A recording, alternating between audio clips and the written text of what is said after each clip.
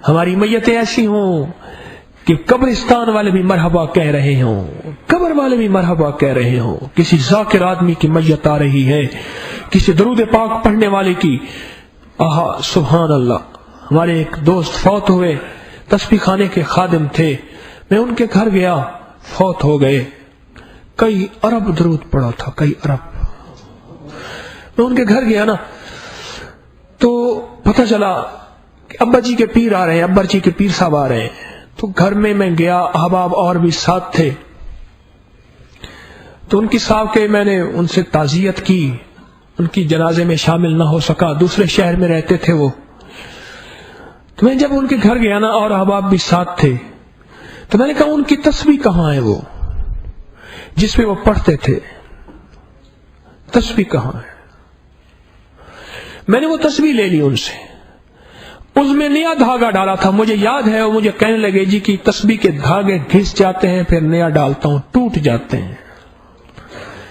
میں نے اپنے احساس سے محسوس کیا کہ تسبیح کا دھاگا نیا ہے تو ابھی قریب قریب نیا ڈالا ہے، اور اسی تسبیح پہ اربوں درود پڑا ہوا، کروڑوں نہیں، تقریباً 1.25 کروڑ تو انہوں نے سورۃ اخلاص پڑھی تھی، 1.25 کروڑ سے زیادہ، 1.25 سورۃ اخلاص پڑھی تھی، اور 3 ارب سے زیادہ درود پاک پڑھا تھا. اب یہ بات بڑی انوکھی سی ہے، آدمی کی سمجھ میں نہیں آئے گی. آئے گی؟ کہتے یہ دیوانہ ہے. بھئی میں اپنی بات نہیں کر رہا، میں نے پڑھا ہے تو پھر تو کہیں گے اپنی شہرت کر رہا. میں کسی کی بات کر رہا ہوں اللہ والے. 3 ارب سے زیادہ تو اس بندے نے درود پاک پڑھا تھا. ساتھ بیٹھا ہوا ایک بندے احباب میرے ساتھ تھے، تو مجھے بندہ ایک ساتھی کہنے لگے جی وہ تسبیح مجھے 1 دن کے لیے مل سکتی ہے؟ کیوں؟ کہنے لگے جی برکت والی تسبیح ہے، تو میں اگر 1 دن کے لیے مجھے دے دے. میں کہا ٹھیک ہے لے لے.